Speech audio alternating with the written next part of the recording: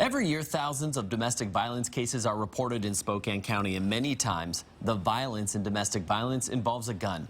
Good evening. I'm Aaron Luna. And I'm Nia Wong. Tonight, we continue our End the Violence coverage by taking a look at how domestic violence becomes deadlier when guns are in the mix. We start off in Airway Heights, where the police department took us inside their evidence room. These are guns confiscated from domestic violence abusers, and while there are federal laws to keep firearms away from them, there are a number of challenges on the local level. This year, the state of Washington stepping up to keep guns from slipping through the cracks and back into the hands of abusers.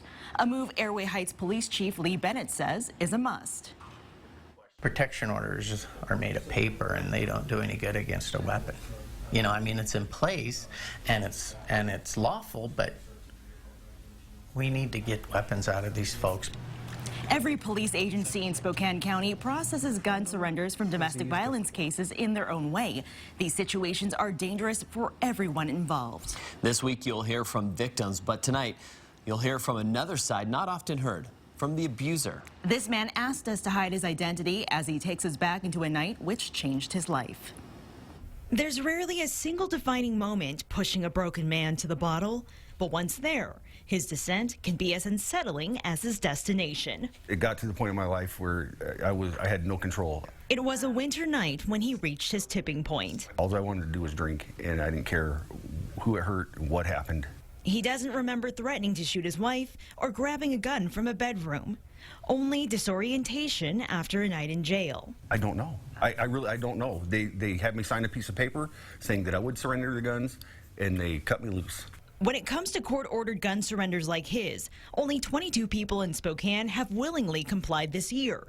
It's a system which heavily relies on an honor system and not a lot of follow-up, leaving some guns lost in paperwork and procedures. I think there's a lot of confusion at the scene of an incident as well as the process later. Ginger Johnson is the director here at Relationship Advantage. She's an advocate for those affected by domestic violence, directing them onto a path of healing. Post-treatment, she mostly hears back from victims, but occasionally, the abusers she helps too. One of the pieces of treatment is making sure that the clients understand what the laws in the state of Washington are. Though there are laws to keep guns out of an active domestic violence proceeding, she says enforcing them has been the main challenge. Actually, getting the guns surrendered by who and who's supposed to take them, where are they going to be housed, how is that going to be processed? We're talking about guns here. As of this summer, 2 new laws are now in effect in the state of Washington. They're not a cure-all, but they try to close the gap. Police entering domestic violence scenes now have to take the guns they see or are believed to have been used. They'll also have to question victims for the whereabouts of other guns the suspect has access to. As soon as officers notify abusers of gun surrender orders, guns have to be given up immediately.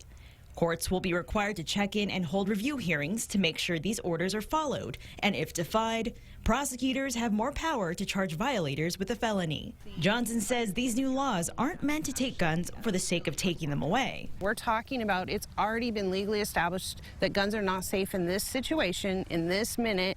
We need to surrender them until such a time as it can be determined that you're safe to possess them. As for Johnson's client here, his guns were not taken nor surrendered, but he wouldn't have fought it if they were. Guns and alcohol don't mix. They just don't. And as far as them, if they'd come and taken them, I'd been good with that. His case is one of luck. No one was hurt during or after his domestic violence offense. Instead of getting revenge, he got therapy. There's so many more things more important than firearms. Like your beautiful wife? Yeah, my beautiful wife, my kids, my grandkids, and my life. He celebrates another anniversary with his wife next month, thanks in part to his desire to change his life around. We do want to clarify a few things for you. When it comes to those new laws, guns that are taken away can be reclaimed. That'll be up to a judge. As for the man we introduced you to, his case happened more than a year before these new laws kicked in. Despite his court order to surrender his guns, Spokane police say at that point they didn't have to take them. This man's family knew where they were kept and moved them out of their home and away from him. So there were a number of circumstances working in his favor. But you can't count on luck when it comes to domestic violence and guns, which is why these new laws are now in place, so they may help others who may not be as lucky. And here's a look at some local resources that can help you if you need it.